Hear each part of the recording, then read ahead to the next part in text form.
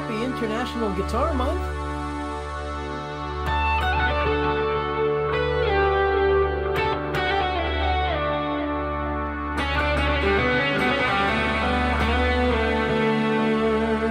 I've been going live every day in April and talking guitar, some fun facts, and hanging out with everybody. It's been a good time. Thanks for being here.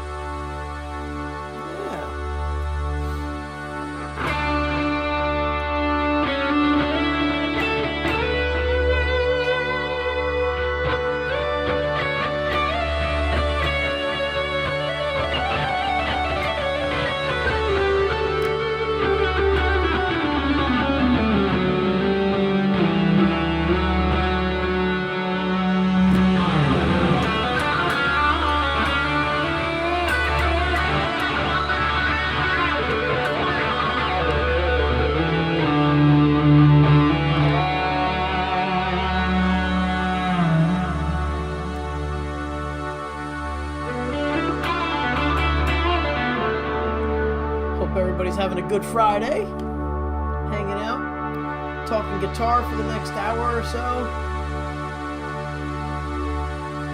Do some playing to some covers and some originals.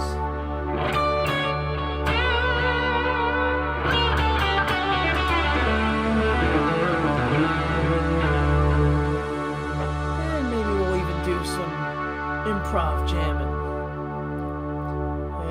John Ramsey, good evening. Good to see you. We have my wonderful wife over on Facebook, Twitch, Facebook 1, Facebook 2, and YouTube.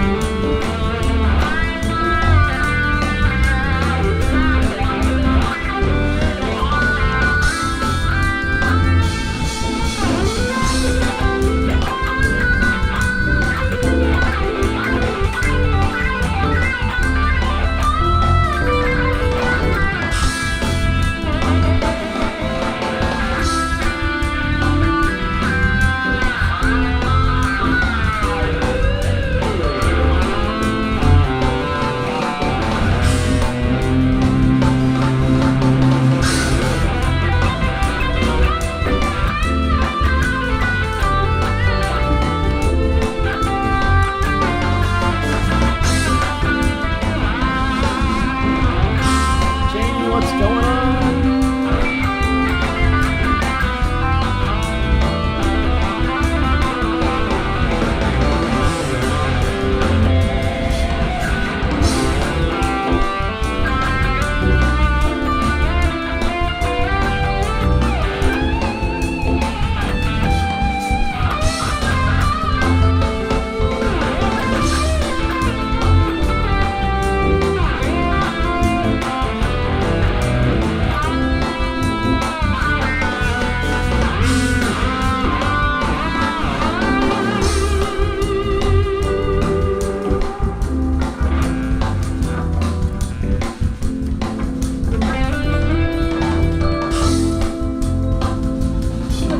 Vince, if you had to pick one chord that you find most pleasing to your ear, what would it be? Oh boy. That's a tough one. Let me think about that.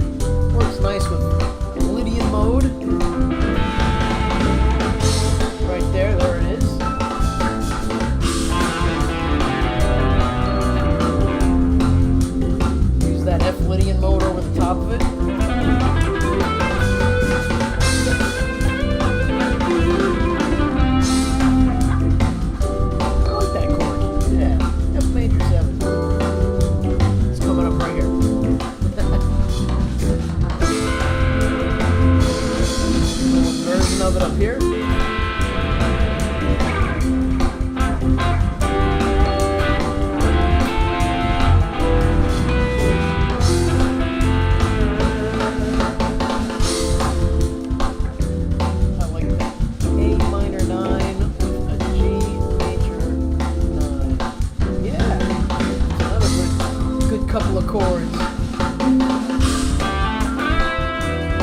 Chords paint pictures. They're awesome.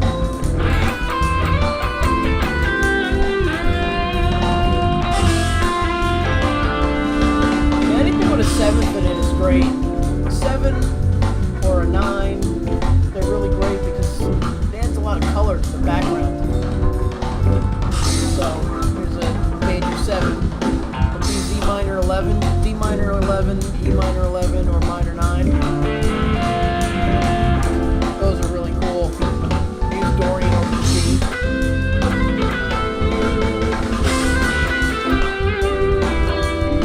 Then you can use Phrygian over the E. That's a cool sound.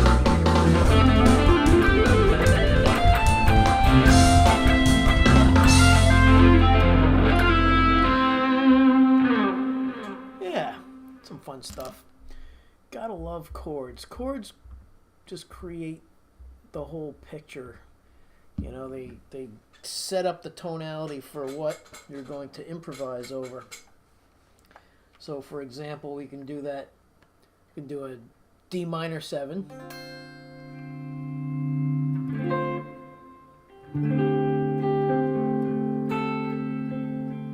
Or we can move it over here. Get a little bigger interval range. Then you can throw that 6 in there. And it's just got such a cool sound to it. And then you hit your major 7 F.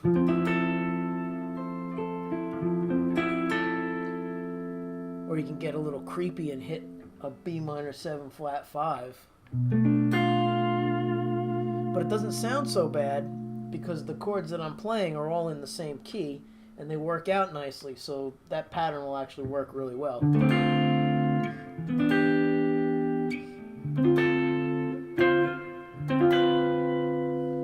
play that F major 7.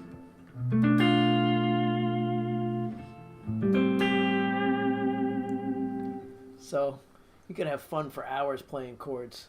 I definitely recommend focusing on chords as a beginner thing to do, and throughout your musical travels, no matter how good you get, because chords are it. Chords paint the picture. If you don't have a good chord structure, then your backing, then your soloing is going to be kind of unglued. It won't have anything to adhere to, and the chords are really what makes the songs, you know. So get a good chord book, investigate all the 7ths and 13ths, and really get into hearing how they sound. Don't just look at them on paper and play them. Like, play it and let it ring for a while. Did you learn additional chords when playing with Lou Pallo? Not really additional chords, but maybe different spots to play them in. But when I played with Lou, it really just brought my whole philosophy of everything is one chord, one note away from being a different chord. So to break it down in like triads, you know, if we started on C, all right, so here's a C triad, but you change one note in that and you have a completely different chord. Not only a different chord, but a different quality chord. And by quality, I refer to as major, minor, that kind of thing. So here's C major. But if I drop this one note, this one here, and I bring it to the next pitch in the scale, that becomes A minor. And if I look in order here, what note is next in the C major scale, then we have an F. And now this chord right here becomes an F chord. Now just because I change one note and that note happened to be an F, doesn't mean that it's always going to be that name of the chord, okay? Because over here, like I said, this was C, and when I moved this up here, it did turn to A minor, and the note I added was A, and in this instance I add an F, and it becomes F, okay? But there's going to be a time where that doesn't always work out. So now here we have the next note in line would be a D, and this is D minor. But now this isn't going to exactly work the same. So, here we're going to have B. So this is a B minor 7. So pretty much these shapes that I'm doing, whenever I change a note, it's most likely going to become the name of that chord, even though I said it might not. And that's because of the string grouping I'm using. But if I flip this around and do it on a different string, it won't always become that name. So in other words, the next chord in line from this B minor 7 flat 5 chord here, which is the top part of it, so this is the whole thing. Okay, but here, the triad, now if I add one more note in line, it becomes a G. Okay, and then if I move up one more, it's just going to keep going in names of chords, because that's the way this particular string group works out. So now here's E minor, here's C, here's A minor, here's G, here's D. You can go on all day like this. And what winds up happening is every single chord on the guitar is one note away from being a completely different name and quality. So major, minor, and diminished, which is coming up right here. So now we left off on this, A, right? Sorry, A was here. A minor. Then we did this, move it up one, D. And then this guy right here is B minor. All right, diminished. All right, really B diminished. Then G. Then E minor. And next is going to be C, and then F, and then D minor. And each chord that I'm playing is actually in the scale of C. So I'm basically doing a triad chord scale.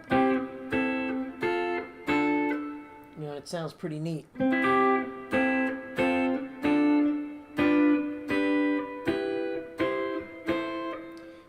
And that works for every key, and it also creates other ways to solo. So now you're not stuck with learning just scales. I could solo with all of those triads and make them into arpeggios, really.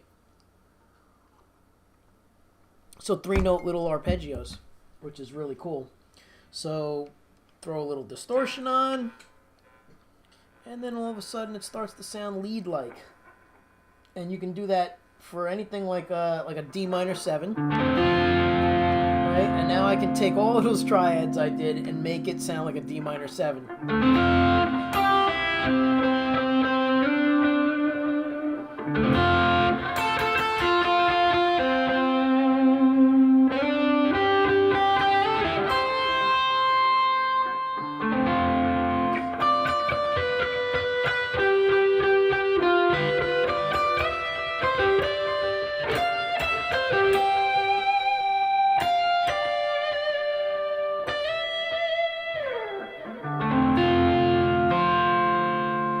Tap them. There's no rules. Why not tap them?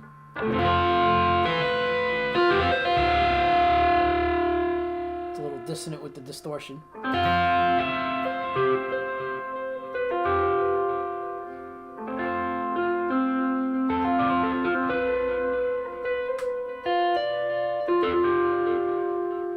Alright, so when I'm looking at this, I'm seeing the triad. So I'm thinking, alright, well, here's a C triad over a D minor 7.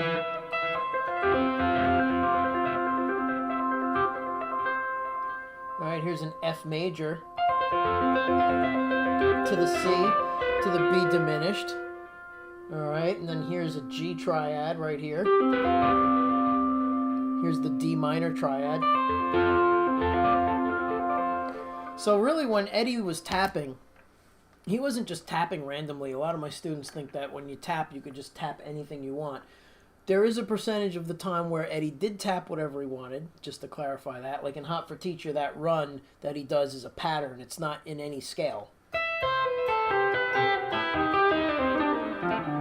That's just a sequence of fingers. But when he was doing more of the eruption type stuff, that was all triads just on a linear view.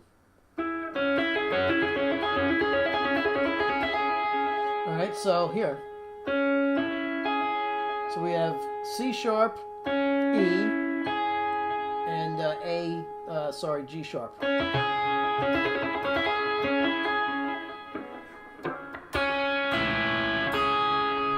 Minor triad.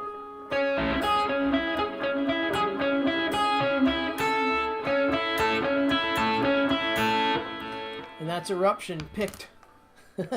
So, let's see. Funny you're... Whoops, why didn't it load? Come on.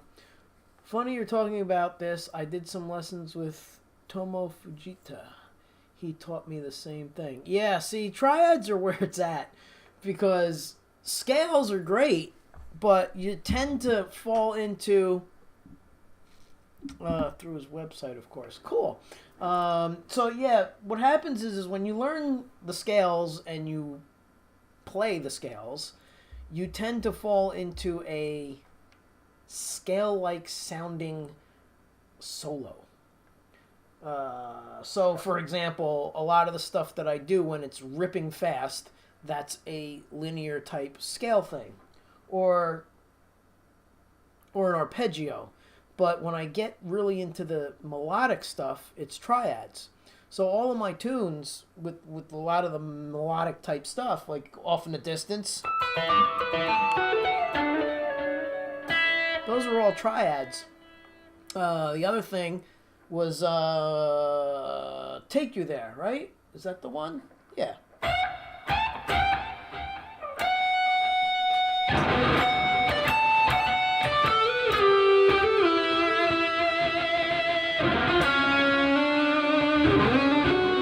All triad-based riffs.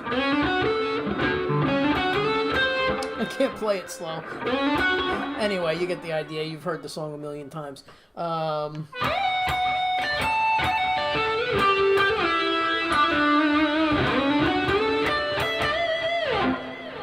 Triad-based stuff. Let's see. What did you say? Do you know him? He was John Mayer's teacher. No, I don't know him. You know what? I think I do now that I'm thinking about this guy. He has a YouTube channel, I believe, that I check out, and he's real good. I'll revisit him again. He's real good. But yeah, a lot of the stuff that I teach now, in conjunction with the way I've taught people, is you got to learn your triads. I'm big with learning the notes on the neck. Because if you don't know the notes on the neck, you can't apply the triads. And then you're back to your same old rut of stuff. So the only way to do that and be able to name them quick like I was doing is you got to know where the roots are, and then you have to know the name of that particular fret that you're applying the root to. So if you don't know that, then you're really kind of stuck in a rut of just pentatonics, and it's pattern based, and 99% of the people don't even know the names of what they're playing in those pentatonics.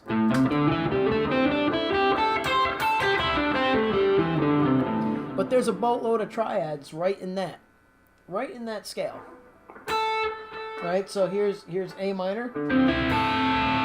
Okay, and every note is in the pentatonic. Okay, here you have a G triad.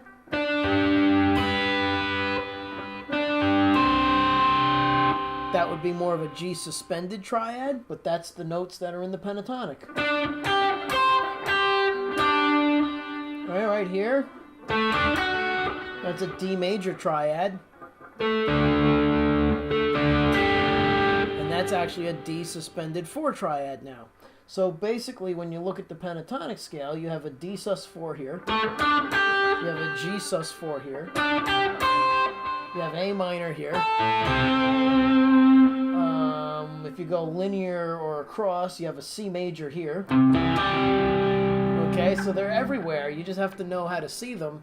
And you could actually make your pentatonic sound a little more triadic and less bluesy, shreddy if you apply those small little thought processes of finding the triad. Find the triad.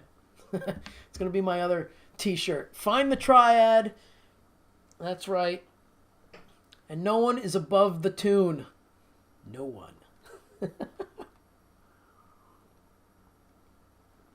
Yeah. Let's see, what else? Yeah, so I really do like triads. They're great. That whole ending in Funk Me Silly, that's really that crazy pentatonic slidey riff, has a combination of pentatonic slidey riffs and triads. Triads there. That's all triad based. Yeah, everything. I mean, when I think about all my tunes, WMD, triad-based riffs. So, yeah. Any questions further there, Jamie? Or anybody else? Let me address some of the people who dropped in. So, Dwight Bailey, hello. Hello, Dwight. What's going on? And then we did see Sean. And who else? Who else is hanging here? We have more than what you're chatting. Say hi, people. Don't be shy. It's all good. Alright, either way, I'm going to do some playing again. Let's get this out of the picture. Close that. Go on. There we go. Close that because I need to see this window. There you are. And you know what? Let's do Take You There because it's right here looking right at me.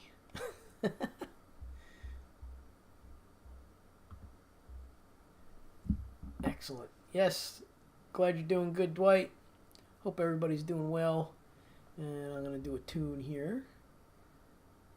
This is Take You There. Let's see, what did Jamie say? You and Tomo jamming together would be killer. He's a super nice guy. Yeah, I'm pretty sure if I remember who you're talking about, I should look him up real quick and just confirm that it's the guy. But yeah, he seemed to be really cool, really mellow when he taught too. And he explained everything really well. He wasn't one of these like fast talkers, if I remember correctly. Let's see what's going on here. Let's shut that down. I see some kind of lag going on. Why is it laggy? There we go. All right.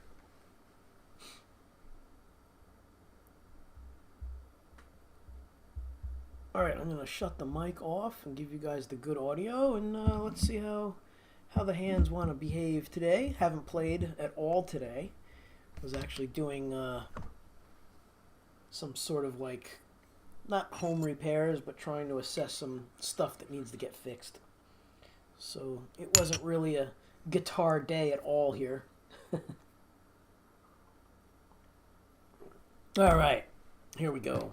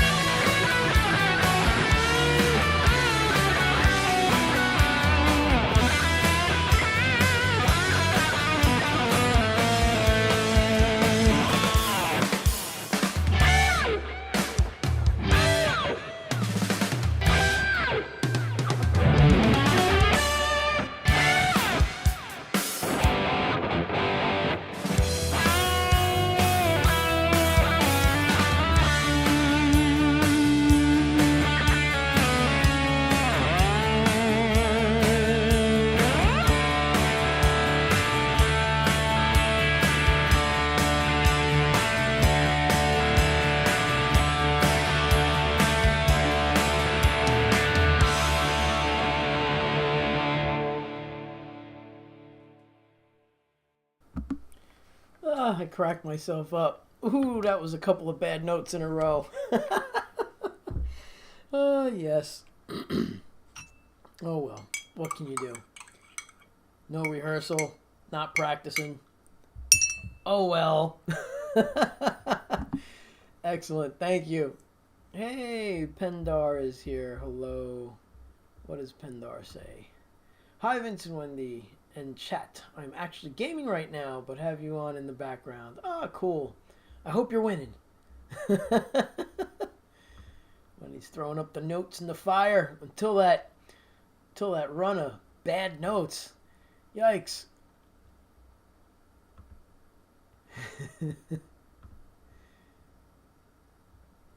Oh, that's a cool one. Thanks, Dwight. All right, awesome. Yeah, so that tune has a lot of triadic arpeggio type things in it. And I like to try and write melodies that work around the triads. They just become more musical because triads are very musical. It's the way they fit in and they sound very melodic because they are. That's the nature. So it's really cool that way. And you could add in, when you start learning them, this is the other cool thing. Is like, for example, I can take this shape that's like a D chord, okay, over here. So let's clean it up. Get a clean tone. Alright, so here's like a D, old school D, right? So let's move that over to the 5th fret. Well, technically, your 3rd finger is the root. So it's the 3rd fret root there. So we're moving it to the 6th fret. That's an F. So this could actually work as a minor 7th also. So if someone on bass was playing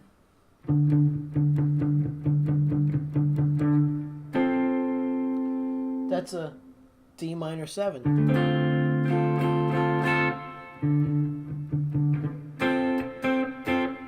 Okay, so a lot of these triads double as something else, which is really cool. All right, let's see who's hanging out. Surfer Boy, all the way from Boston. Hello. Thanks for dropping in. So let's see, I have a couple of trivia things set up here tonight. I think. To make sure it's working.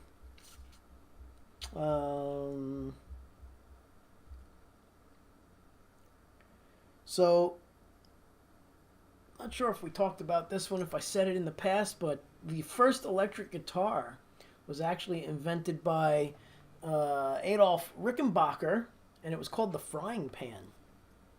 Yeah. It basically looked kind of like a banjo. So, that's a pretty cool thing. In 1931, along with George, I'm going to butcher this guy's name, Beauchamp, I believe. Yes. Let's see. He and Rickenbacker developed the first electric guitar. And then where was my other cool one? Oh, and this ties right into that. So George Harrison was a big fan of the Rickenbacker 12-string, and he used that on a lot of the Beatles tunes. So if you listen in headphones, you'll hear some of those tunes doubled with 12-string electric Rickenbacker. Very cool stuff. And then, of course, what's his name there? Tom Petty made that blonde Rickenbacker very famous, which I do have that guitar. Not the exact one that he played, of course, but I have a 12-string blonde Rickenbacker. It's beautiful, but it's in parts right now. It needs some repair love. So I'm not bringing that out on the show. Yes, I have played a Rickenbacker. I have one. It's beautiful. It's a 12-string I have. And I got to get it fixed. It's a really nice guitar. How about you, Surfer Boy? Do you have a Rickenbacker? Is that why you're asking? Or are you just curious? It did play really well, and it had the stereo outputs, so I can put it into two separate amps and do that whole stereo thing that they invented, the duotone, I think they called it, or something. It was pretty cool. And they were the first ones to do that. Let's see. What else did I find here? Where is it? Where is it? Where is it?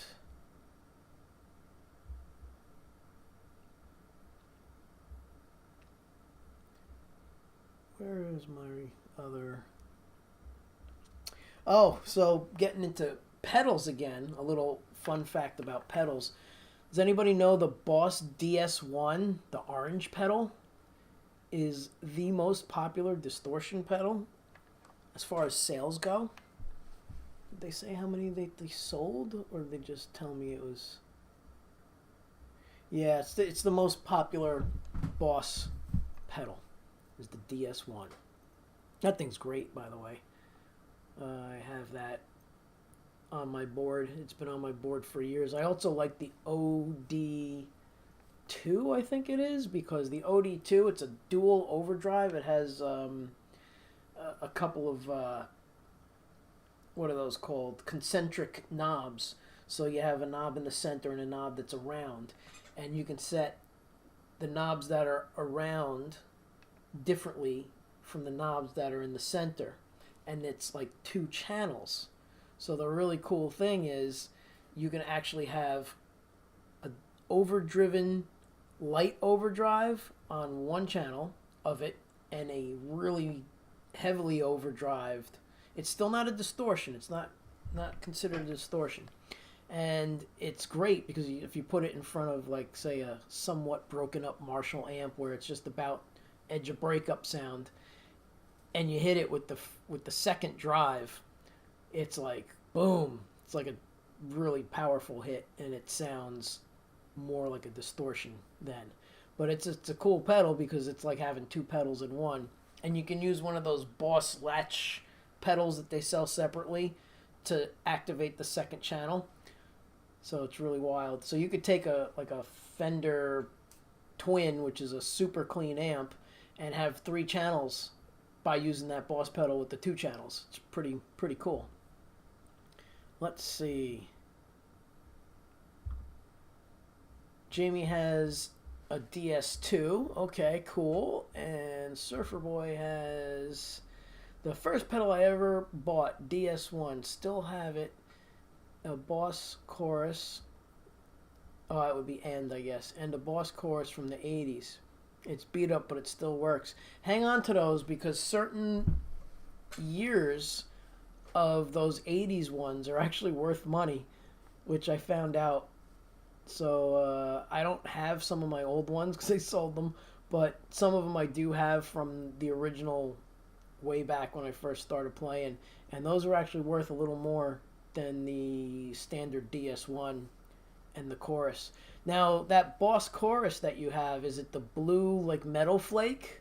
Because that's a really cool chorus pedal. I love that chorus pedal. I actually had a friend that had an auto body shop, and I took this body that was just plain old black body, and I brought it over with the blue chorus pedal that had the sparkle look to it. And I said, paint my guitar like this. And he did a great job. I still have the guitar. It's really awesome. And I don't have the pedal anymore. That was one of the ones I sold. Darn it. Yes, let's see. Dwight says, I've got a Boss Blues Driver. Those are cool too. I have one of those. They're great. The Blues Driver is awesome. And I have the DS1, the Blues Driver, and then that OD2 with the two channels. I'm pretty sure that's what it's called. Yeah, and that's really cool. Let's see, Boss Reverb too. Yeah, those are great. You know, if you put that Boss Reverb last in the chain, it always sounds best at the end. Boss are like tanks. Yes, they are.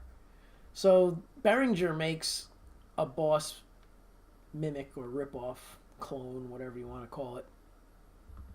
Oh yeah, the Boss TU3 tuner pedal. I have that too, but before that was invented, I had the little silver guy that it was like yo big and had the lights and the little pin that went back and forth. So that was a really cool tuner. I still have all my pedals. They're on the shelf in the back. I know at the beginning of this I said I should do a pedal show. Maybe I'll work that out for Sunday. That'll be the finale. We'll do like pedals and do some more playing. Go for like 4 hours. Maybe that's what we'll do on Sunday. Because it's already over. It's 28 days in a row that I've been streaming. 28 days of April so far is Guitar Month. International Guitar Month. Pretty crazy. Let's see. Do I have another one? Oh yeah, got a lot of Boss stuff tonight. So the first commercially successful guitar synth was the Roland GR500, and that was introduced in 1977. Wow. I still have my first guitar synth, GR1. It's this giant like box. It's like this big, and it only had like 4 pedals on it, and it didn't really do the tracking that well, but for the time, that was so cool to be able to play some keyboard sounds from guitar. Thing is great. I still have that too. I turned it on about 6 months ago, and I guess to save the sounds, it has a little internal battery, and I haven't changed it since I got it. So I'm really afraid to open it and see like battery acid in there. But it's one of those little hearing aid batteries, so it probably didn't do too much damage. Let's see. Yeah, Prince used Boss pedals, all Boss pedals. Even for his whammy sound, he used a Boss pitch. Which one was it? I can't remember the model number, but it was pitch whatever. And it had a little input on the side for the Boss EV pedal. And that's how he did his whammies. So he was doing that stuff, I think, even before, like, there was a whammy pedal, which is pretty wild. When he passed away, a lot of stuff started coming out on YouTube, video-wise. And there's a really awesome live video that was kind of turned into a story. So it was partly live and partly acted. And I can't remember the name of it, but it got pulled down. And before it got pulled down, I ripped it. Sorry, people. I had to. It was Prince. So I have this show, and of course I'm never going to post it on YouTube or anything because I just wanted it for myself. And yeah, man, Prince was the real deal, badass guitar player. Exactly. So I think one of the tunes... Oh, yeah. So he covers... What the heck's the name of the song? Good grief, I did it all the time with the band.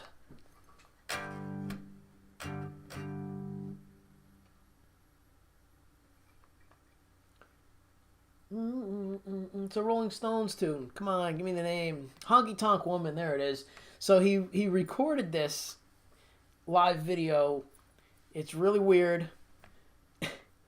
And it's kind of graphic, but you got to see if you can find it. If you look up the song, Honky Tonk Woman, you might find it as part of the big show. But anyway, it's just a really weird video shot at Paisley Park, and the band was killer, of course. And he's doing this whammy stuff with the Boss pitch shifter pedal. It was just way ahead of its time. And Sony didn't want him to release it. So it was shelved and nobody ever saw it. And I think it was from early 90s. So it was pretty wild to see that. And of course it got taken down because the internet got flooded with thousands of unseen Prince material. And yeah, it just got all pulled down after a while. I think there's still a good amount of stuff up there. One thing you should definitely check out that I'm pretty sure is still up there is the North Sea Jazz Festival and he plays. Oh, what does he play? He plays Stratus by Jeff Beck live with the band, and it's unbelievable. It just Prince was very underrated. Nobody really knew about it, how good he was on guitar. So there's a lot of great stuff floating around out there. All right, so let's see. Paulie K, what's up? Paul Katz, one of my favorite bass players to play with. This guy is so much fun live. We've had so much good times on stage. Paulie Katz, everybody.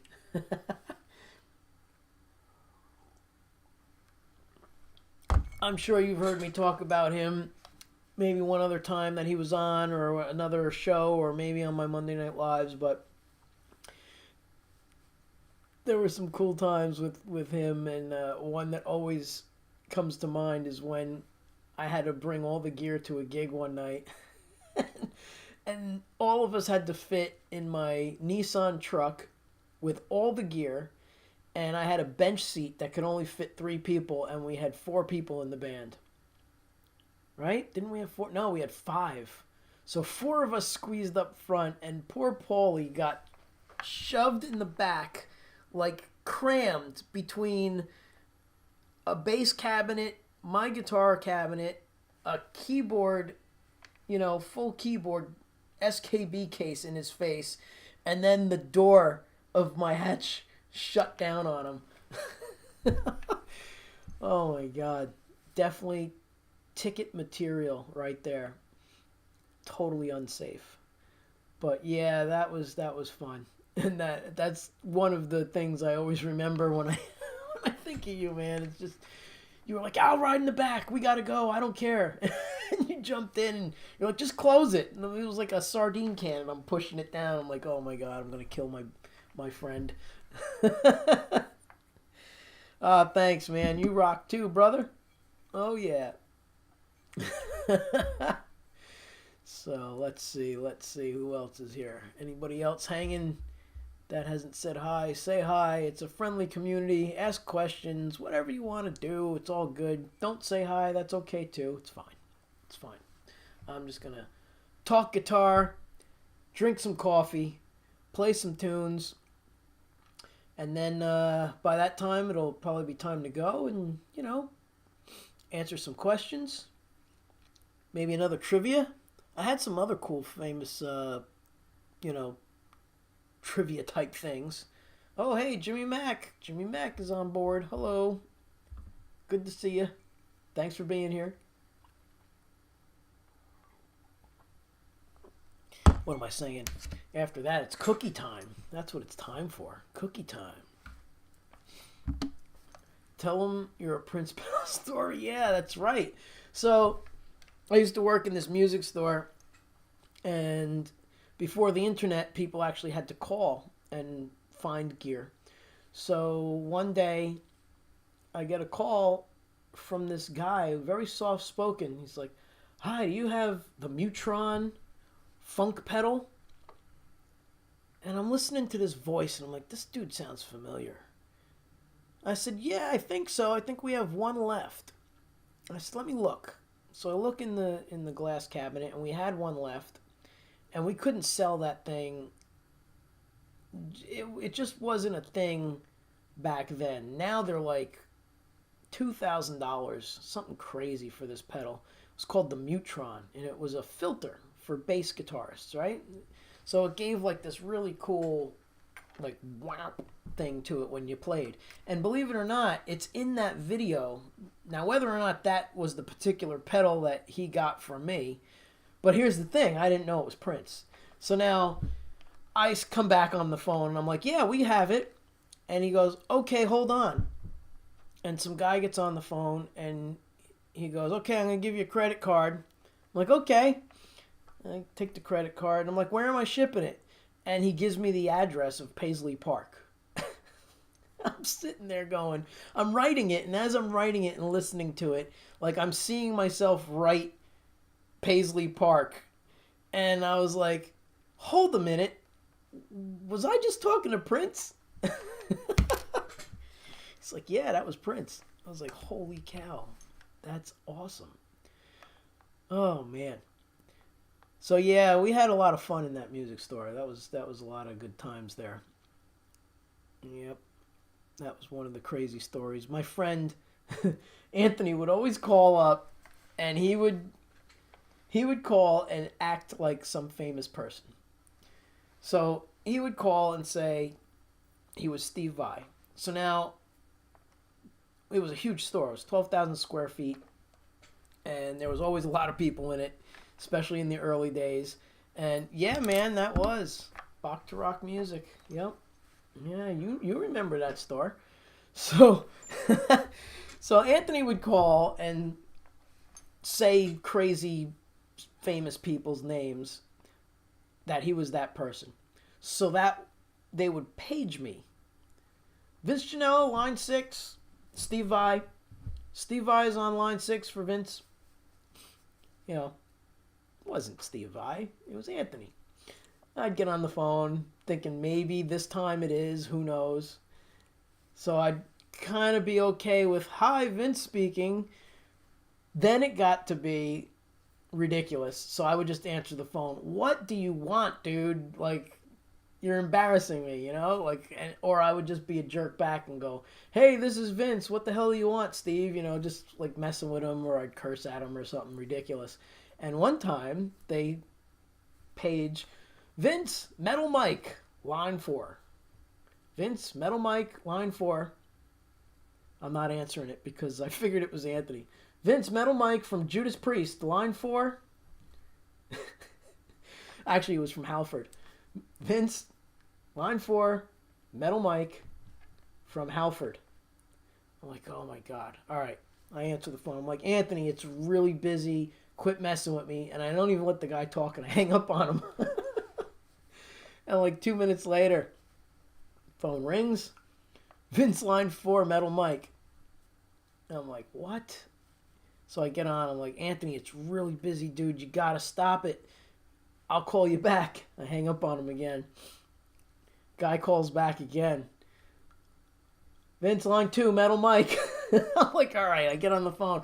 I'm like, dude, seriously. And he's like, wait. It's really Metal Mike. And I'm like, oh, no. I'm so sorry. So I'm like, oh, my God. I'm sorry, man. I explained to him. Oh, you know what? No, I'm sorry. I didn't explain to him. I didn't answer. Fast forward to like 5 years ago. Now, this was in like 92 or something, or 96, somewhere around there. Fast forward to like maybe tops 8 years ago. And I'm at the school where I've been teaching, and Metal Mike calls the store. And they say, Vince, Metal Mike. And I'm thinking, again, it's Anthony. But it was really Metal Mike. And I'm like, oh, hey. So he wanted to come in and check out the school and maybe do a guitar clinic. So he comes in, super nice guy. Wound up hanging out. We're having coffee. And he leaves. And then he comes back another night. And I'm thinking, all right, I'm going to fess up. He's cool. We're friends now. And I say to him, hey, do you remember like in 1996 you called this local store called Bach to Rock and you were looking to do a clinic or something? And he's like, yeah, I kind of remember that. And he goes, I think they hung up on me. And I was like, dude, that was me. And I'm really sorry. And I explained to him what happened. And now he's there for the second time. And the Keurig machine broke. So I'm like, dude, I can't give you coffee this time. The machine broke. So we're laughing about me hanging up on him like 10, 20 years before that. And then he goes, oh, I'll fix the Keurig machine. He's like, you got a paper clip? So we get the paper clip, and he's like, yeah, and then you got to turn it upside down and spank it, you know? And so we're in there. We got the paper clip. We're pulling apart the Keurig machine, spanking it on the back end. We put it back down. I hit go. Put new water in, and boom, coffee machine worked. So now we have our coffee. We're laughing about that episode where I hung up on him. And then he comes back another time. And now I'm teaching. I'm teaching a class downstairs with 5 adults. And one of the adults, Ken, is just, he's the best. I love Ken. So now Metal Mike brings his kid to maybe sign up Metal Mike's kid now for possibly the camp or something.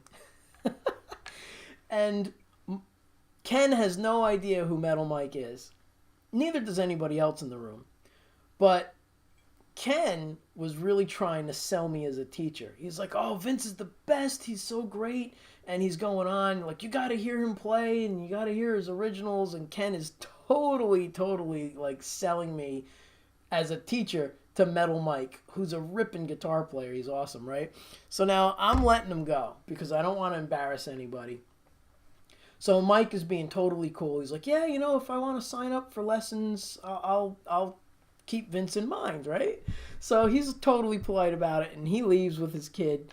And then like a half hour later, as everybody's starting to clean up to go home, I'm like, hey guys, I just got to tell you, that guy that came in before, he played with the singer from Judas Priest in the band Halford. And Ken's face went like glazed over like a deer in headlights. He's like, oh my God, I'm so embarrassed because I'm standing there trying to, I'm like, don't even explain yourself. I said, but he was cool, right? He didn't get insulted. So it was really hilarious. Really hilarious. Anyway, Metal Mike is awesome. Check him out. He's got some albums out. Very thrash heavy stuff, but he's great. Great player. All right. And he came to a couple of my Young Talent showcases, Mr. Metal Mike. He was friends with the singer from Trans-Siberian Orchestra as well. And why can't I think of his name right now? Randall, maybe? Oh, man. Anyway, so they both came because one of my students was a neighbor of his. And they invited him to come and watch. And that was really cool. So there's a cool picture of me and Metal Mike hanging out at one of my gigs. It's a lot of fun when someone famous shows up at your gig. I gotta say. All right, so there's been some chat that I've totally missed.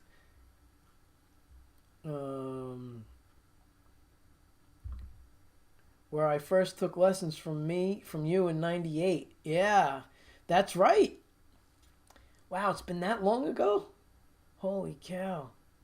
And then you came to me privately too, right? After that, we were doing lessons at my townhouse studio all those years ago, which was, compared to 98, recently. That was like 10 years ago. Not even. Oh, man, that's great. Let's see. John Ramsey, what's he got to say here? Oh.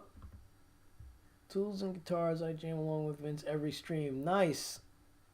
Yes. That's cool. Just drum chords, Vince does all the ripping. That's great. Uh-oh, Wendy had a typo somewhere. I don't know where it is. Let's see. Pendar. I need to sign my son up for lessons. He is okay, but we can always learn, and he loves music theory. Yeah, I'd love to. Yep, we can do that. There's only like 1 or 2 spots left for the 45-minute for $45 deal. And then I may figure out where I have some half hours in between those, because some of them start like on, like, let's say 3 o'clock to 3:45, but then the next one's 4:15, so I could squeeze somebody in there. So I may fill up those half hours, and I might do that in May. So yeah, that'll be a different special.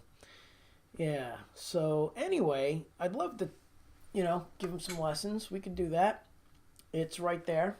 No, it's right there. Oh my goodness, I can't put there. So there it is, right there.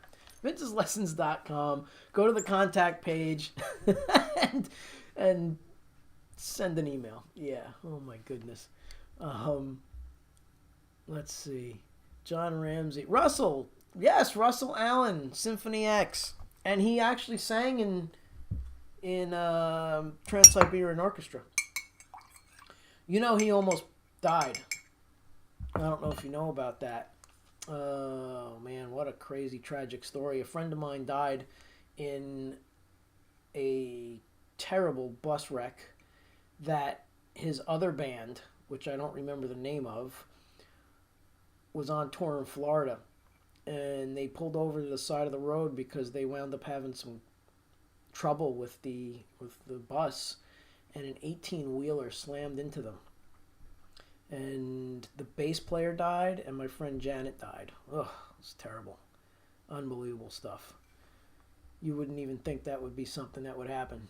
But yeah, Russell, great singer, he almost wasn't around. Yikes.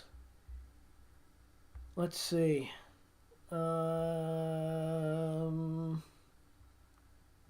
Dwight, I've been doing some videos of just some of my guitars lately. I saw one, I think today, and I was going to comment, but then I got busy with the home improvement stuff. It looked like you were going around the room. It had a cactus in it, and then I saw a couple of guitars and some pedals. So that's cool. I'll have to go and check you out. Check out what else is going on. Yes, it's almost over. Running out of spots. Running out of spots. I asked every who was playing with you like I am. I asked everyone who was playing with you like I am. Okay. Let's see. Wendy's saying hello to somebody and I missed them. Bummer. Sorry if I missed you. I don't know where you are now. Right. Big Bookie. I can't find you, but hello. Thanks for being here. Oh, let's see. What's cooking, Wendy? Okay, I don't see a link for. No, it's not.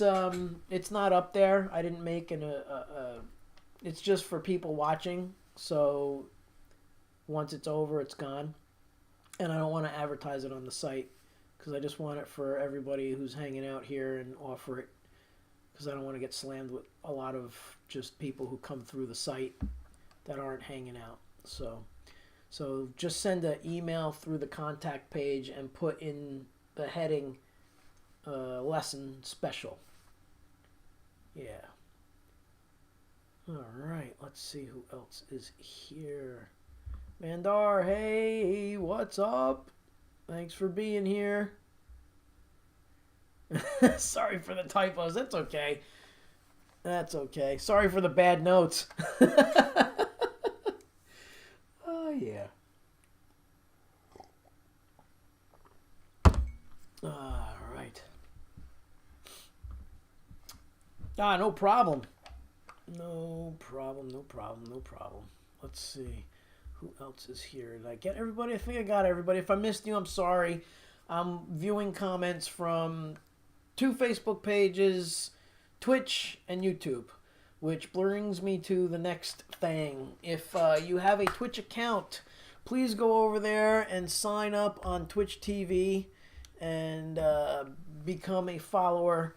And then also, if you would, if you have a Amazon Prime account, you can actually follow me using your Amazon Prime account, or I should say you could subscribe to me using your Amazon Prime account, and it doesn't cost you anything, and I will make some money, which is cool. So if you want to support without donating to my PayPal or anything like that, you could just sign up over on Twitch TV, use your Prime account, and I'll make some money, and it'll be really cool. It's free for you, and I get a couple of bucks out of Jeff Bezos. He could spare it, don't you think? It's all included with your Prime account. All right, let's see. Hey, Tim Thomas, what's going on? Love that Dimebag picture, man, and Eddie. Gotta love it. Now they're jamming together. Fun fact about Eddie Van Halen and Dime, maybe you guys that are obviously guitar fans would know this, but some people don't. So Eddie Van Halen had a black and yellow Van Halen striped guitar. There it is, that white one. He had a black and yellow. So the guitar was yellow with black stripes. And Dimebag let Eddie know that that was his favorite guitar. And when Dime died, Eddie brought that guitar and had it buried with Dime. So that's where that guitar is. It's in Dimebag's casket. The original Bumblebee is what that guitar was. So there's a little guitar trivia for you. Some people don't know that. Let's see. Now on to some actual scheduled trivia. Let's see. I wonder if this is still accurate. But the Beatles hold the record for the most #1 hits on Billboard Hot 100 chart, with 20 songs reaching the top spot. That's pretty wild. 20 songs. That's pretty impressive. That's right. Let's see. King in the North. What's up? Don't take advantage of Bezos after his divorce. Yeah, I know. It's such a shame. My heart bleeds for him. It's like he really can't afford to give any money away. Good to see you. Thanks for coming by. Oh, yeah. Yeah, it was very cool of Eddie. Eddie was a great guy. I met him. I've talked about it before. I met Dime, too, years ago at the NAMM show. Unfortunately, I never got a picture with him because that wasn't really the thing back then. There were no cell phones and no camera phones, so there was just none of that. And being at the NAMM show and carrying stuff is just obnoxious, so I didn't bring a camera. I just brought myself and my wallet, and that was it, because carrying stuff through the Anaheim Convention Center for 8 hours is the worst thing you could do, because by hour 4, your back and calves are killing you from walking. But anyway, I didn't get a picture with him. I met Sammy Hagar, so many people at the NAMM show when I was working with US Music and Parker Guitars and Randall Amps. It was really a great time for me as a endorsed user of both Randall and Parker Guitars. Very cool stuff. Let's see. Wendy. I'm all for Bezos touching the tip of space. He's made my life so easy to actually get free stuff from Amazon now, too. Yeah, I can't complain about that. Amazon has definitely been a very, very important part of life these days. Signed up on Twitch Machine. Oh, thank you. Awesome. Thank you so much. Yeah, anybody who has a Twitch account, please do so. You can follow me over there. So you hit follow, you'll get notifications when I go live.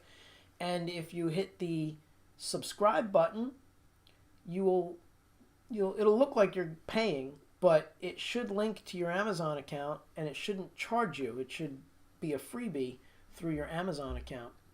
So that's really awesome. Thank you, Pandar. Definitely appreciate it. Oh, that's great. So Wendy thanks Cheesehead, and that's you. Oh, that's great. That's funny. That's awesome. Well, thank you. I appreciate it.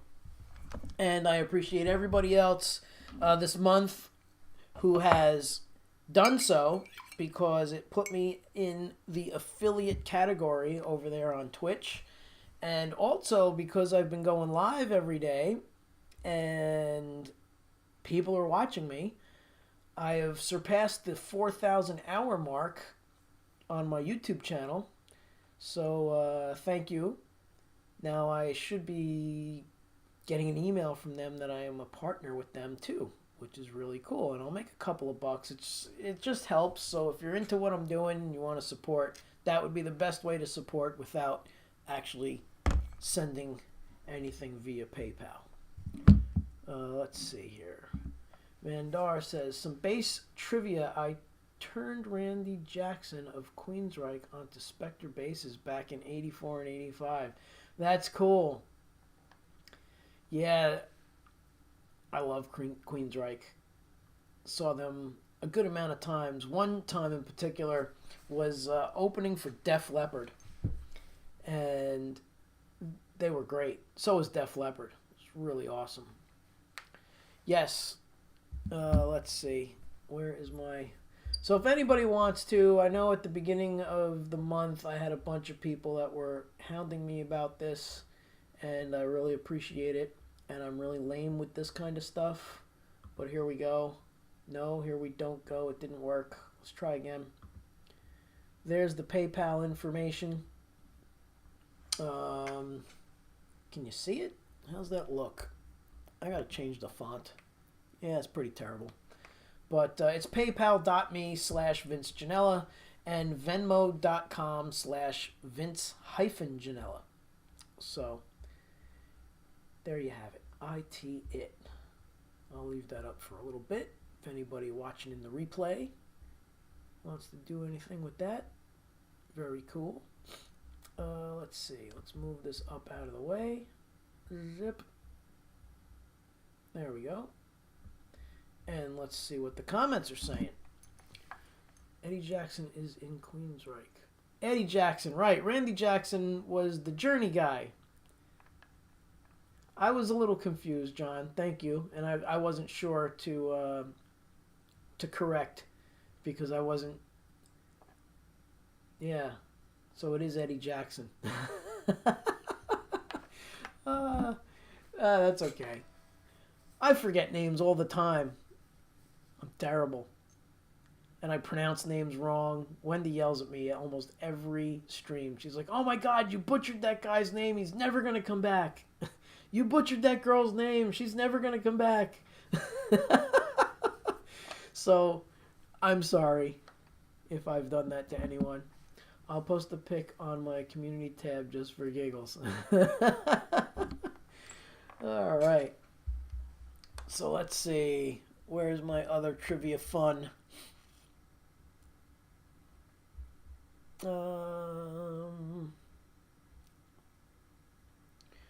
this is a trivia fun, but not something I really care to share with people because it's really annoying, actually. But we're going to go with it. Let's get that out of here. So, the song All I Want for Christmas Is You by Mariah Carey is the best-selling Christmas song ever of all time. Ugh. Sorry if you like it. I'm not a big fan of that one. Let's see. Does anybody know... you're just going to Google it. It's no fun. No fun with the trivia. No fun with the trivia because you can Google it. If you know the answer, then you know the answer and throw it in the chat. If you don't say anything. All right, so who knows Bob Dylan's actual real name? Does anybody know Bob Dylan's real name? Anybody?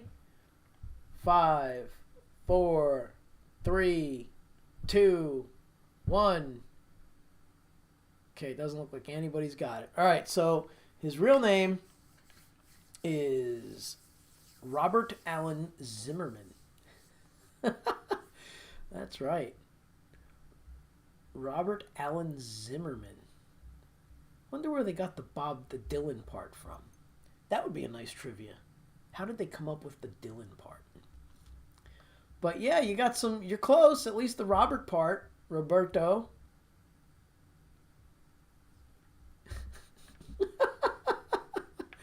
Oh my God, that's great. Bob. It's American Idol one too many times. Probably. Randy Jackson's a great bass player too, by the way. Randy Jackson is great.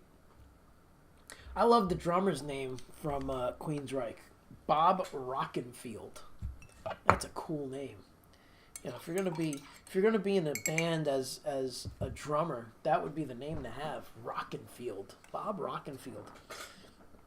Another cool name to have is what the heck's his first name? Damn it, no, I can't remember his first name. Anyway, the drummer in ZZ Top who doesn't have a beard, his last name is Beard.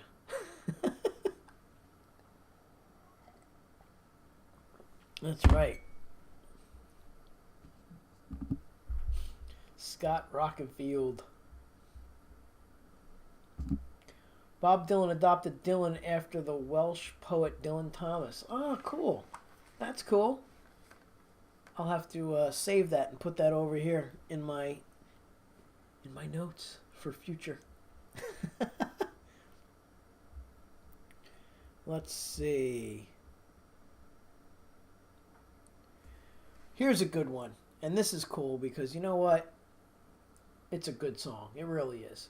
But Stairway to Heaven was, or is, one of the most requested songs on FM radio.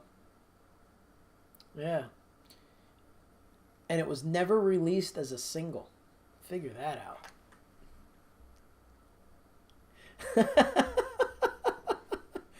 Wendy's cursing, folks. Watch out. Uh-oh. There's a whole story behind that. Oh. I ruined the joke. Oh, you ruined your own joke. Yeah, that's okay. I've been trying to play Bob Dylan Buckets of Rain for a while, but to be fair, I haven't spent that much time on it. Ah, okay. I'm not sure of that one, I don't think. I'll have to listen to it. Hey, look who's here. Archie, what's up? Hey, y'all rockers, he says. Very cool. And hello to you. Thanks for being here. Thanks for dropping in. Definitely appreciate it. Appreciate everybody who is hanging out on this Friday night. And it's a cold, damp, rainy Friday night here in New Jersey, by the way. It's like spring is gone. It's cold again. I don't know what the deal is. Mother Nature cannot make up her mind. Ugh. Dwight Bailey. Hope you have a great rockin' weekend. Vince and Wendy. Great hang. Thanks. Thanks. If you're taking off, I'll catch you maybe tomorrow. And then, of course, that's it. Sunday's the last show. Oh, my goodness. Yeah. All right, Dwight. You take care. Been turning it up in the basement and almost missed you. Oh, okay. You're jamming out tonight. Let's see. My least favorite Led Zeppelin song is Stairway. Yeah, probably exactly why. 10 Years Gone is great. I love Misty Mountain Hop. And I really love Heartbreaker. I mean, that riff is just so awesome. I remember figuring that out years ago. Such a great riff.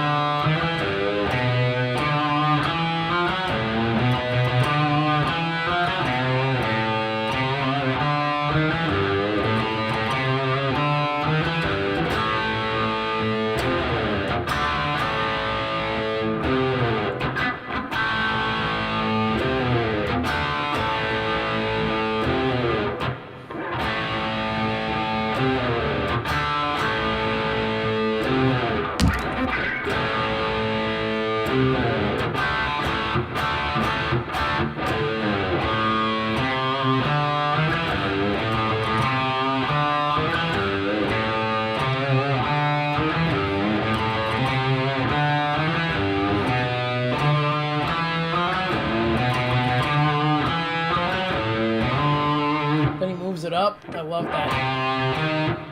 What does he do after that? Twice.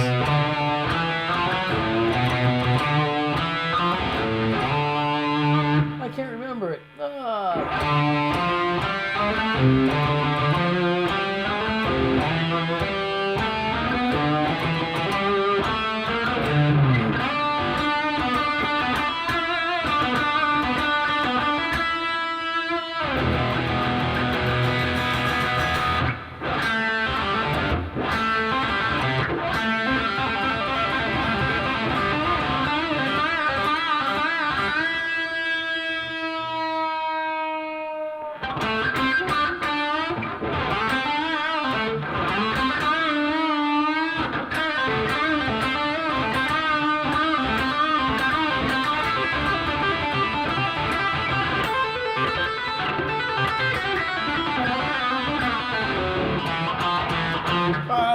that part's so cool. I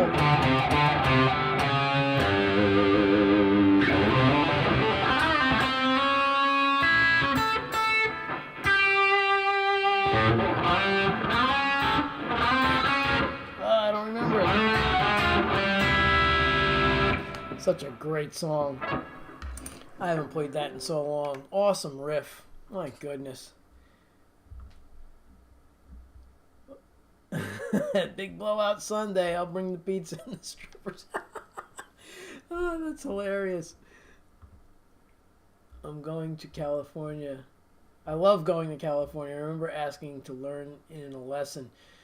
It's on mandolin. Yeah, you know, actually I think there's some video on my YouTube channel of me playing that with Stu Ham from Joe Satriani. We did some clinics together years ago, a bunch of them, and one of his songs that he redid was an instrumental version of Going to California on bass, and I'm playing it with him. It's pretty cool. In the video, on the album, he had somebody else play it, but yeah, a lot of fun to play, and of course playing with Stu Ham is just ridiculous. Jamie, I think you were there for one of those shows. I think you were there for that. Let's see. I'm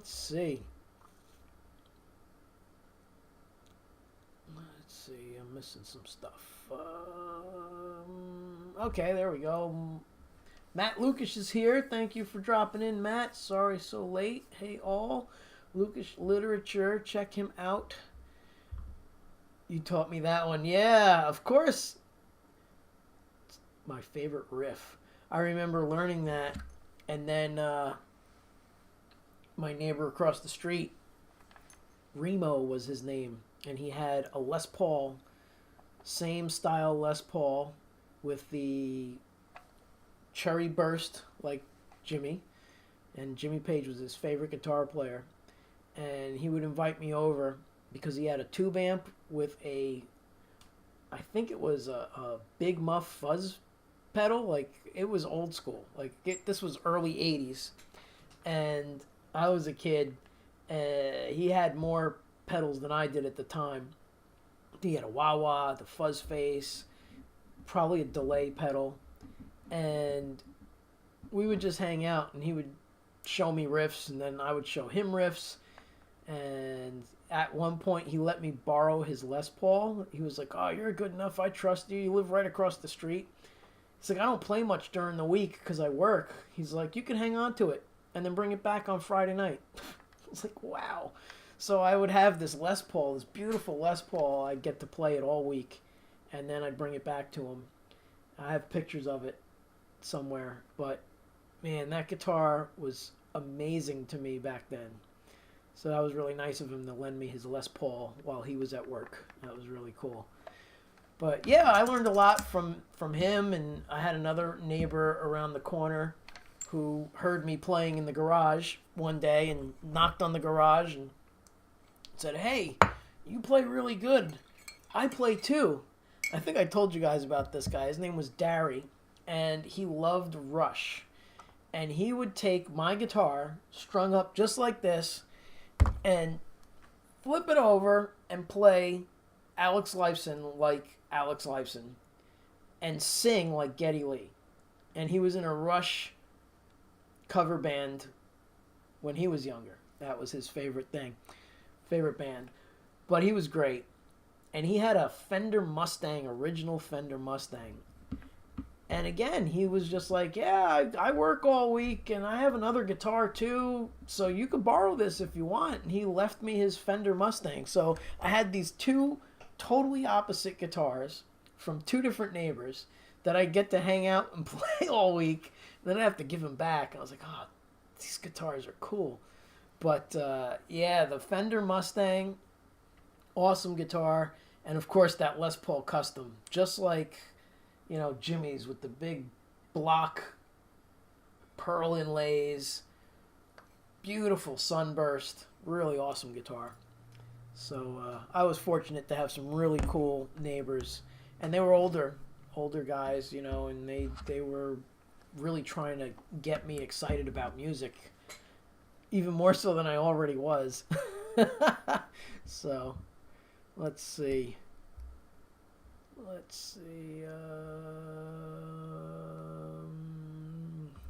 Here we go. Is that a Steinberger or a Kiesel? It is neither. It is a Strandberg.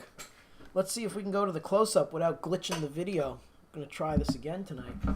So it's a Strandberg. You could see it over there. Strandberg. And it has fanned frets. So if you look at it, you'll see that the frets start to get crooked. And it also has this incredibly unique neck. Let's go back here. So if you look at it, it's called the trapezoid neck. It's actually called the Endure neck. It was designed by a gentleman named Ola Strandberg. And this is perfect for the way I teach people, because you want your thumb to be flat behind the neck, and in each one of the sections it's designed to play comfortably leads up top, chords in the middle, and some more chords over here. So really great guitars. They weigh only 5 pounds. This one's called the Prague.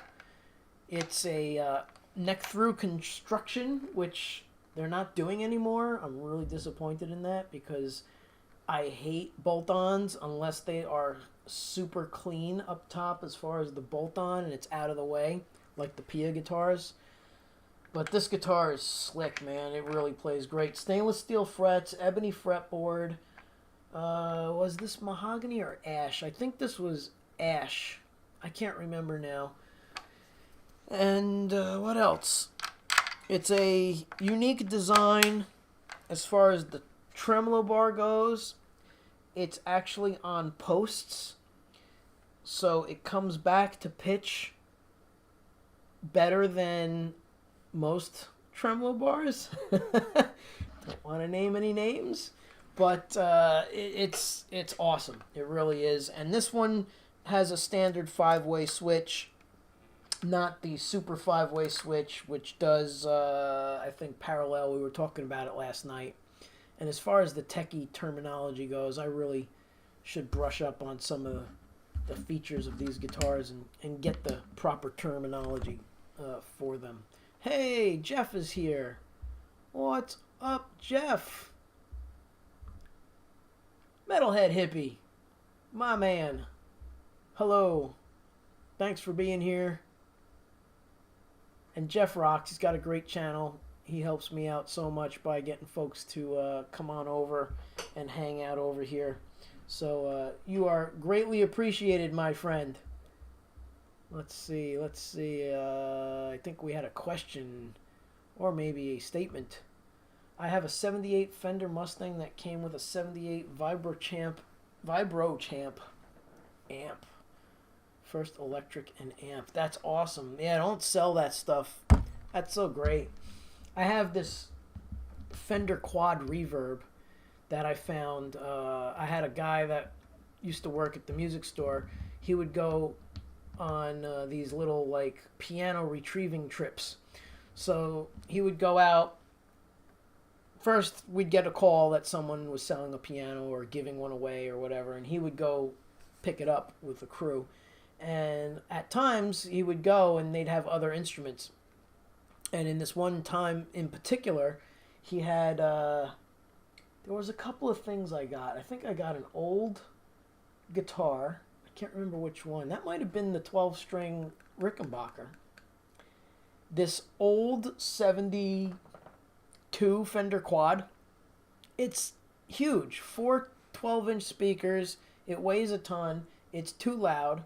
I used it at 2 gigs. Some of you might have heard the story about the 2 gigs. They were outdoor gigs, and they still said I was too loud. It was on like 1 1/4. It's freaking blasting loud. Amazing amp. And I got an original Thomas Organ wah-wah pedal as well. From him going house to house, he would find these things. And anything that was guitar related, he always came to me and gave me first dibs because we were buddies. So that was cool. So and he would get them for dirt cheap. So he never charged me more than what he paid for them, which was really cool. Really cool guy, Glenn. Wonder whatever happened to Glenn. Oh, let's see. Let's see. You guys are having a conversation in here. Oh boy. I'm far behind in the comments again. All right. Just jump in, the water's fine. That was from Splash, wasn't it? Tom Hanks. And what's his name? Oh man, he was hilarious. Those guys were great. Let's see. Wow, so cool. Carbon fiber or wood? So it's all wood. It's all wood. It's wood construction. It's chambered, so it's pretty light, and it also has 2 carbon fiber strips within the wood. So it's a 5-piece neck. The way they do it, they're glued, much like the Pia guitar. So it has 2 carbon fiber strips for reinforcement that go this way, through the. Let's see. Do I have one handy that you can see the back of the neck? It's really hard to see because of the color of this guitar. But if you look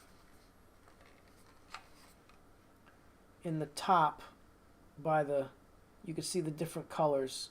So far left and far right, and then center, and then dividing up that center is 2 strips of carbon fiber. It's really hard to see. And then that goes through the entire guitar all the way to the back. You could see this is lighter color in the center. And the sides are glued on, much like a Les Paul. And then the top is glued on. So this has a maple top and either ash or mahogany back. I can't remember. So, yeah, pretty cool guitar.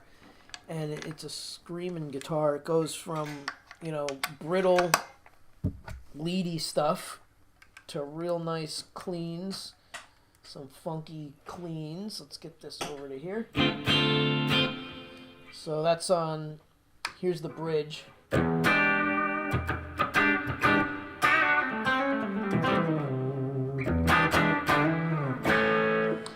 then this is the bridge and 1 coil from over here, I believe. Actually, it's these 2 coils, sorry. That's this one.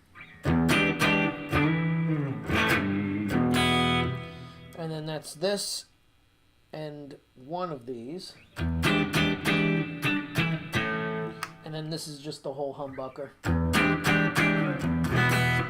And then it has a really fat, warm lead tone.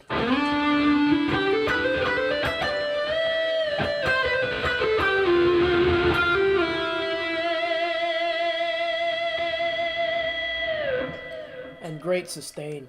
So awesome guitars. Strandberg is the company. So kind of replacing not replacing, but an alternative to the Parker Fly guitar. Yeah. All right, let's see. What do we have?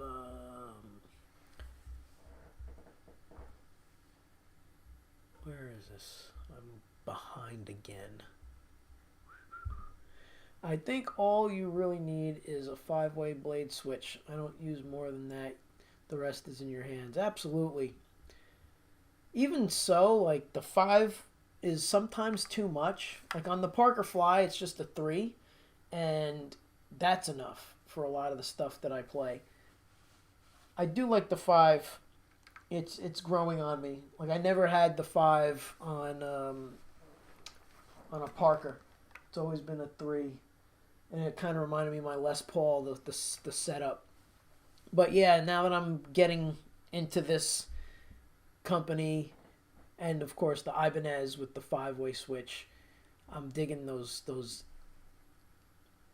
in between tones, if you will, than just bridge, middle, and neck.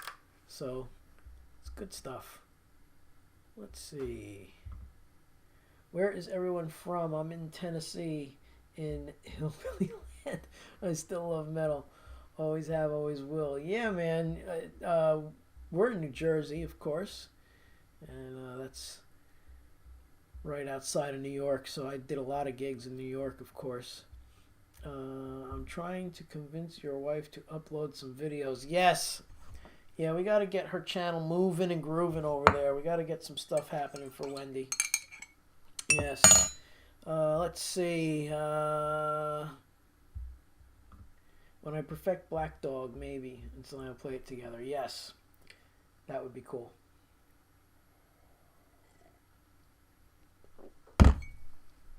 Alright.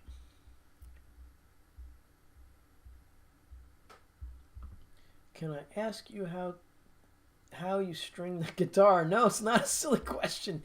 So, it's definitely different. So, of course, there's no headstock, so how do you even tune it, right? So, tuning it and also stringing it. So, let's see. Yeah, I probably should have just left it on the other camera, maybe. Let's go back to here. So, the strings go through here, and you pull it through, then you loosen this piece right here, you pull it through, and then you tighten it down, and you cut the excess string off. And then you tune it from down here. And that's how it works. Now, because there's no pegs to wind the strings around, and it's a straight line. This was something Parker really did as well. From this point to here, it's a straight line, so there's no bends in the string. When you look at a Les Paul, the strings fan out away from the center, and then you have to wrap it around the pole piece. Guitars that you have to wrap around the pole piece, if you don't string them perfectly, where the strings go over the top of each other, and do not do this. Like, I'll see people, they'll be like, oh, my guitar never stays in tune, and all their strings look like they're just balled up, and it's a mess, and then they stretch out and squish each other. When you bend, the string moves. Because this is a straight line and there's no curves, you have usually zero tuning issues. So, yeah. So, not a silly question at all. Not a silly question. Boom! Metalhead Hippie. Yes, yes, yes. Electra Omega, hello. Thank you for being here. Really appreciate everybody hanging out on a Friday night. Hanging with me and Wendy, of course. Let's see. 3 is good. Telly and Les Paul do fine. Yeah, you know, I do dig the different guitars for their different features, of course. But I'm growing on. This is growing on me. This 5-way switch with the Pia and this guy. Love that option of the extra tones. Right, let's see. John Ramsey at Vince Janela. I had a question about how does Billy Gibbons do that 2-note slide in cheap sunglasses? Let me see if I can remember that.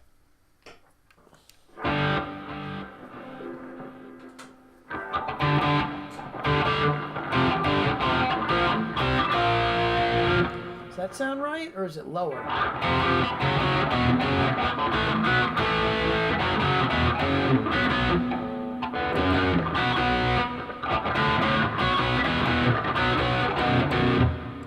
I can't remember, but it's all dyads, so let's see. So it's all fourths. Sorry, not fourths, because the root is on the top.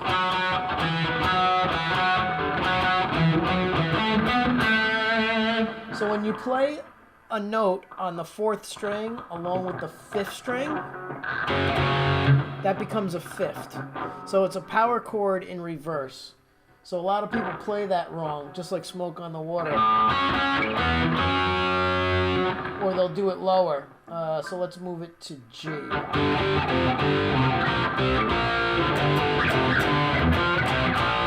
So that's wrong. You don't want to do that because that's not what he's doing. I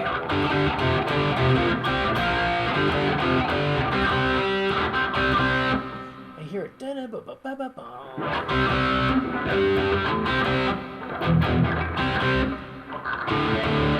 Where the heck is it?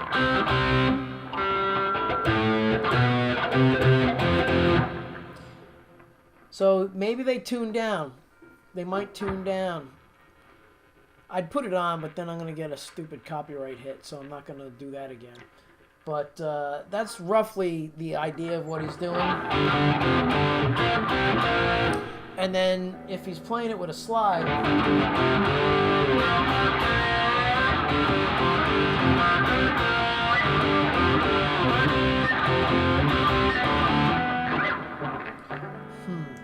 one part's going to make me crazy. But that's how he's doing it.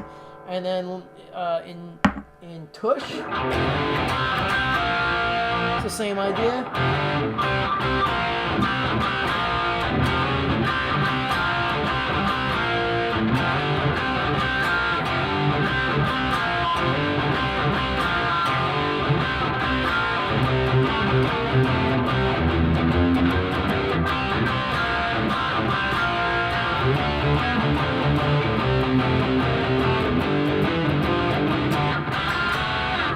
And then the slide part for that is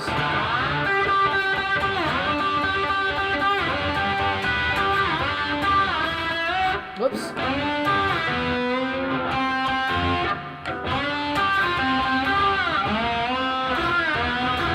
Where the heck is that part?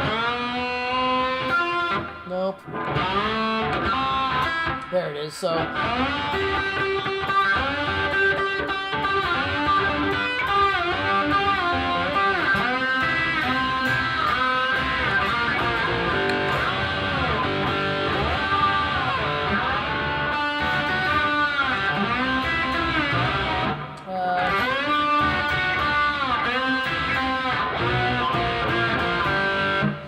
then the next part I don't remember, and I usually just kind of make it up. But I don't play slide, just to let everybody know. I don't practice slide. That's pretty bad of me. But I don't practice slide at all. I'm just making a mess out of it. Let's see. All right, I got... Yes, thank you. I saw his question. All right. Is that a shred machine? Is that shred machine you're drinking in that cup? It's coffee. And it's really getting down to the bottom, but it's coffee. It's organic. It's strong. And it's good. But it's organic beans. And yeah, it's good. I like it. It's like gasoline. I thought you couldn't play slide. I really can't. I'm telling you, I don't, I dabble in it. So after, I think it was you, maybe, you asked for like Leonard Skinner and some wacky key. And then one of my students actually asked me to teach it to him like this week.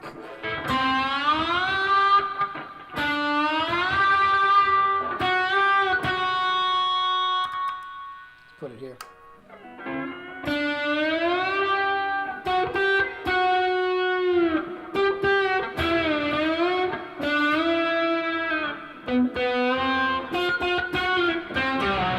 Ooh, hold on.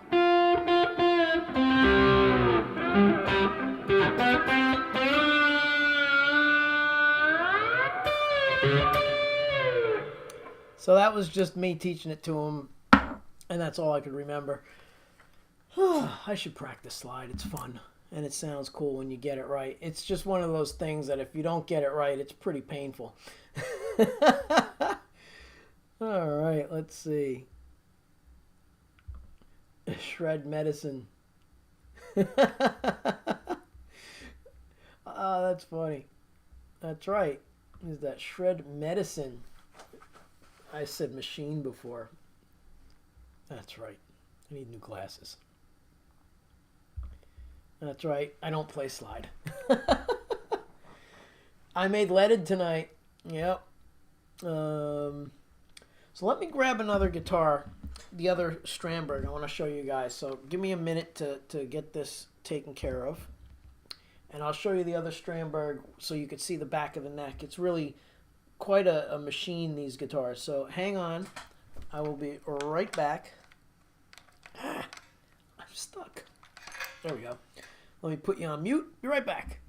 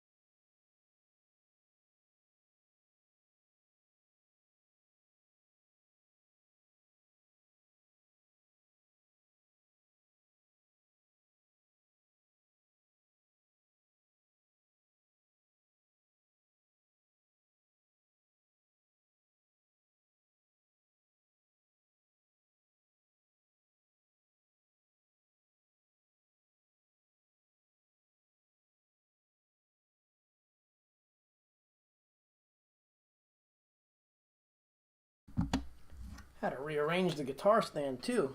Would have had no place to put it back down. But this one's called the Classic. And this is the first Strandberg that I got.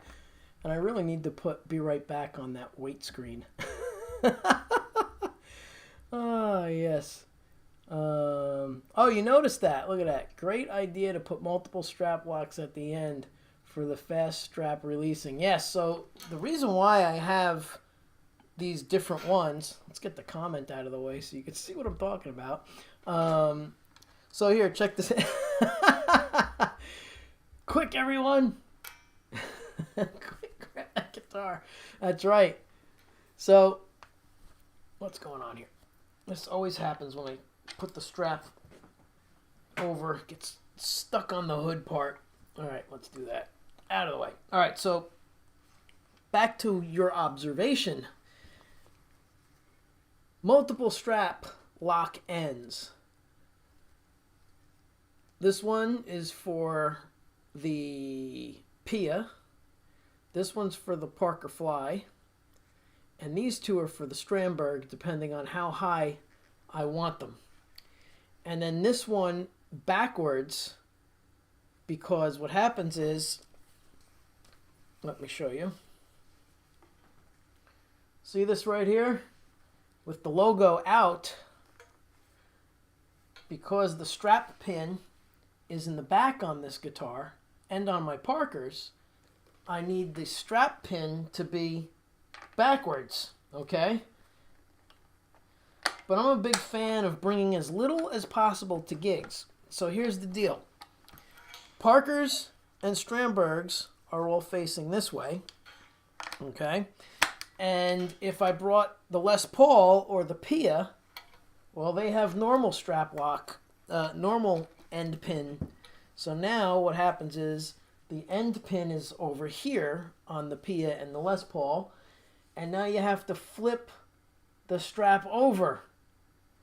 So that goes here, and the bottom one that's backwards, now you can see all the other ones are backwards, goes here for the...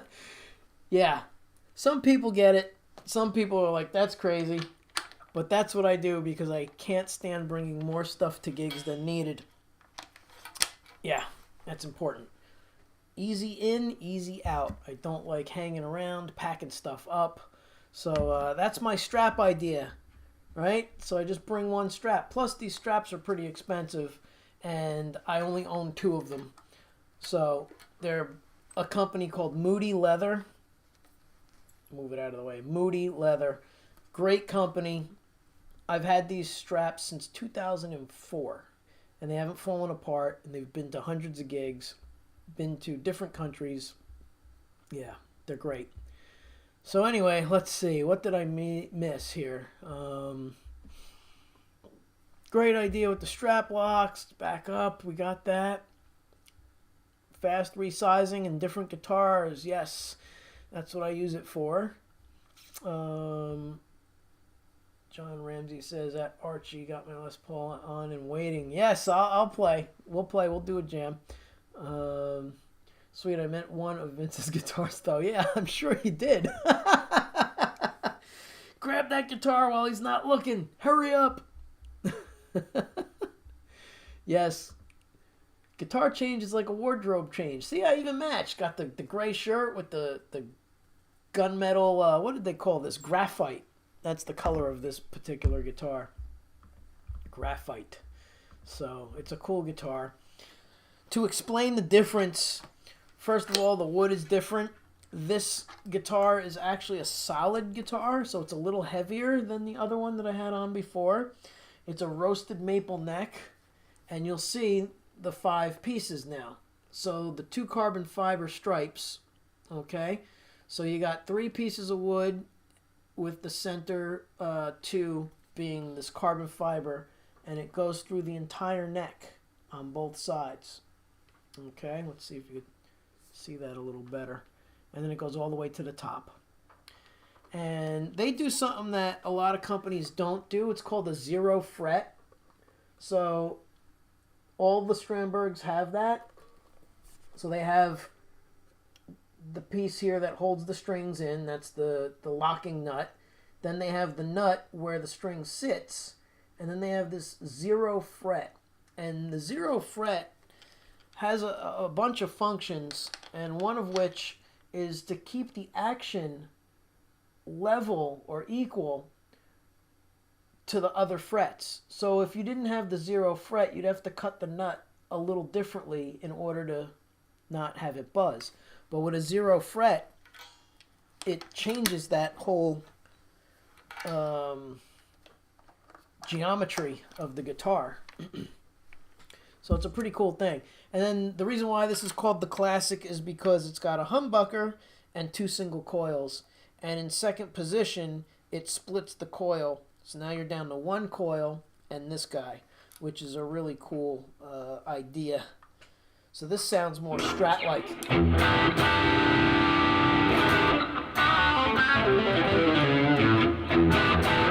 Especially on the clean stuff.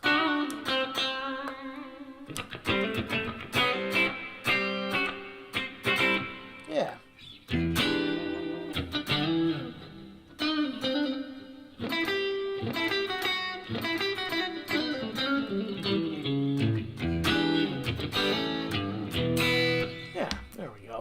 Let's see. So you guys were chatting amongst yourselves while I had my guitar change. Very cool.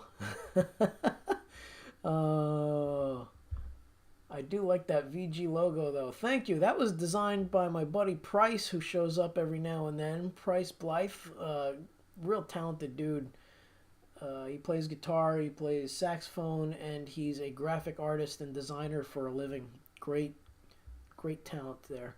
Let's see. Cool, I have a 76 Les Paul custom boat anchor. Yeah, it's heavy. That's for sure. Those guitars are heavy. Go Go Gadget guitar strap. That's right. Wendy always sings the Inspector Gadget theme whenever I do something like that. So she's probably up there doing that right now. I learned that once, but my band didn't do it. So then I never played it. I have to find a good backing track for it and play to it because that's such a cool song.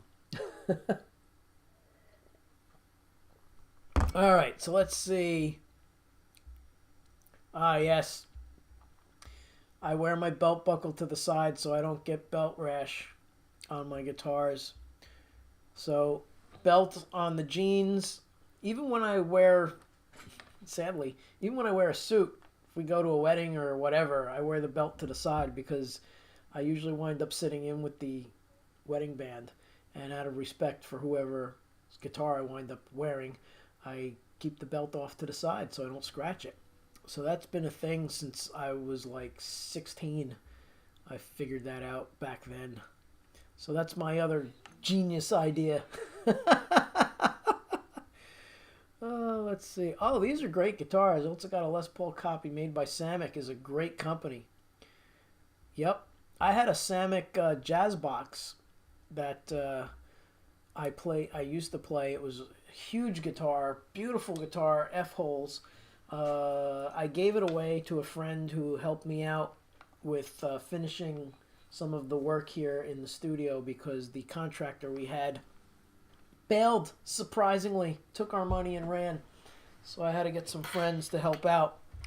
But I wound up giving him that guitar. And it's not that I miss it. It was a great guitar and it played amazing and it sounded great. But I was lucky and fortunate. Guitars always find me for some reason. And Wendy's mom had a Guild from 1967 that she gave me. So in place of the Samick, that guitar came into my life. So I was like, well, I don't really need the Samick, and this guy really helped me out. So let me give it to him and have him enjoy it because now I have the Guild. So, yeah. All right, so this is a super genius. Yeah, Samicks are great guitars. That was another brand that I carried when I worked at that Bach to Rock Music, which is not the same Bach to Rock Music that's, throughout the United States. We were the first and only Bach to Rock Music for a very long time. Then he went out of business. Very clever. Thank you, thank you. No issues with the nut cut. No, so if you cut, you cut the nut and have it line up with the locking tuner or the lock. It's not even a tuner. It's just the locking system. And then that 0 fret basically keeps everything in line. The action on this is probably the only guitar, maybe next to my Black Pia, that is as low as my Parker Flies. I think this is probably as low or lower than my Parker Fly.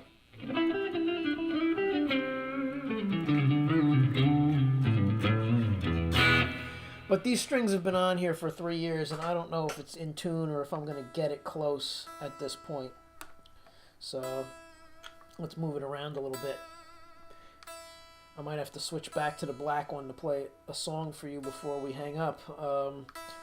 If I can't get this in tune quick enough. Let's see.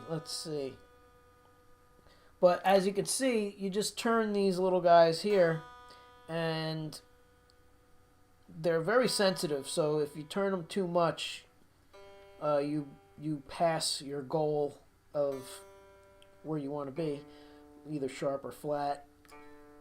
So it's actually pretty good. We're pretty close, considering these are 3-year-old strings and they're 8s. This guitar has 8s on it, and I love the feel of the 8s. So I'm gonna be switching probably all my guitars over to 8s. But the problem I have is not with the string, is that DR strings don't make many options in 8s.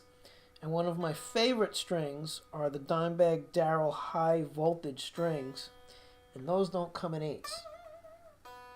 So that's a bummer. Alright, cool. And then I stretch them a little bit, as you can see, before I play, because once you move them, you want to stretch them. Yeah, nice. Dead on. Not so much with this guy. There we go. So yeah, there you have it. Let's see. Alright. Archie, the Samick guitars, no issue with the nut. Once again, thank you so much for a great, as always, live stream. Thank you. And yeah, I'm just going to do one more tune and we're going to call it a night because I didn't realize how late it was. It's already 2 hours and 4 minutes in. A lot of thinking went into designing these and the Parker guitars. Yes, the Parker guitars, completely different animal from this and from anything else. And of course, a lot of thought on Ken's part to address a lot of the typical problems with guitars. And same with this whole ergonomic design. So like if you're playing some jazz chords and you have these big stretches, your thumb just sits right in the right spot. You know? So it's got a really great feel, even though you may think it might be like, oh, it looks big and that trapezoid thing is weird. But once you start playing it and figure out how to use it, it's really advantageous, and its total like ergonomic posture thing is great. So, yeah. All right. And then that's a great idea about the belt. Never thought about that. Yeah, always off to the side. So let's see. We'll do one tune here and call it a night. We'll end with an original. All right, folks. So this is Zero Gravity. Thank you for hanging out. And this will be the last tune. I'll give you guys the good audio. And again, it's Guitar Month. If you know any guitar players, send them my way to hang out the last 2 days. And that's it. All right.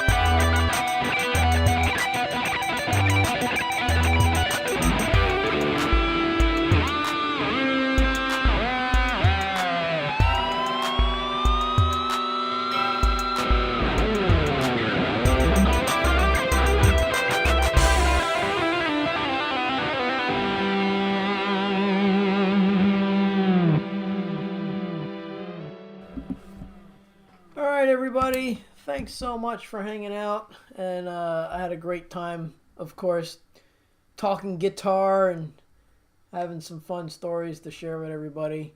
And I really appreciate everybody for sticking around. So I'll see you guys all tomorrow. I swear. No, man. I wish I could say that. Oh, that's so cool. Thank you. Thank you again, everybody. Boom, Metalhead Hippie. Thanks for being here, everybody. I'll catch you all tomorrow and have a great night. Thanks.